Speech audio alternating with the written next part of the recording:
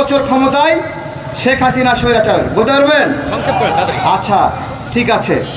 উন্নয়নের ঢোল পিটিয়ে দেশের টাকা চুরি করে মাফিয়াতন্ত্র কায়েম করে দেশ চলছে চমৎকার।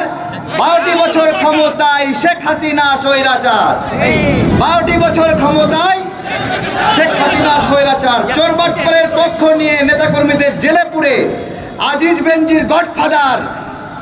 12টি বছর ক্ষমতায় শেখ হাসিনা স্বৈরাচার।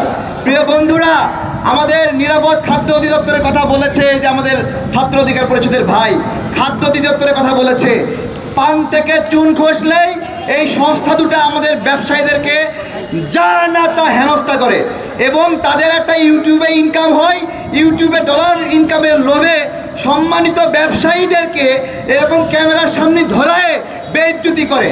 আমি বলি, তুই 10 বার জন্ম নিলেও ওই ব্যবসায়ীর মতো 20 জন লোকের কর্মসংস্থান করতে পারবি না।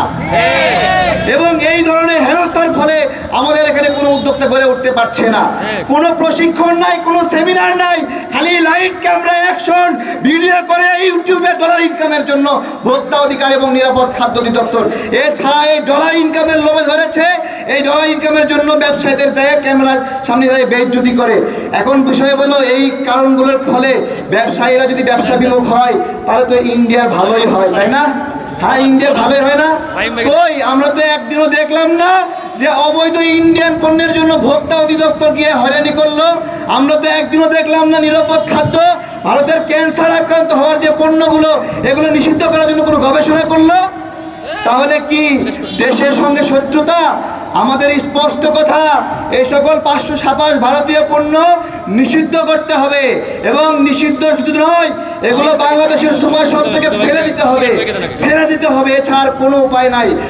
Indian products, Indian products, cancer causing products, Indian products, Indian products, ban ban ban, Indian product, Indian products, ban ban ban, Indian product. কখনো দেশের ভালো কোনো উপকার করতে পারি নাই।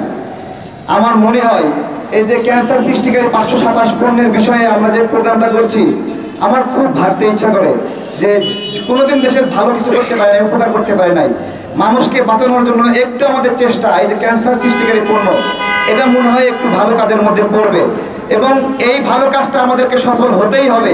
আমরা যদি সফল হই তাহলে ওই ভারতে গিয়ে ক্যান্সারের চিকিৎসা করাতে হবে না, আমরা ক্যান্সার আক্রান্ত হব না। আমাদেরকে একদিকে ক্যান্সারে আক্রান্ত করছে ওরা, আরেক দিকে আমাদেরকে ক্যান্সারের পণ্য খাওয়াচ্ছে। খুব সুন্দর বিজনেস না?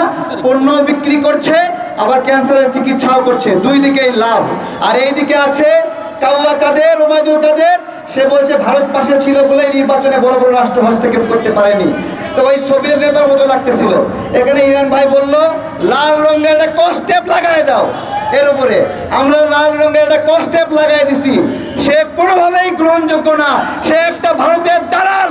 সে ভারতের পণ্য বিক্রি করার জন্য আমাদের মাঝে বিক্রি করার জন্য চেষ্টা করেছে এবং আমরা যখন ভারতের পণ্য বয়কট করছিলাম এই ভারতের দালাল আমাদেরকে তাচ্ছিল্য করছিল।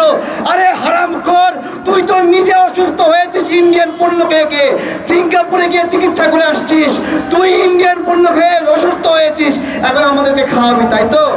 আমরা তোকে আজীবনের জন্য ভারতের পণ্যের সঙ্গে তোকেও বয়কট করে দিয়েছি। ইরান ভাইয়ের পরামর্শে লাল টেপ লাগাই দিয়েছি মুখে।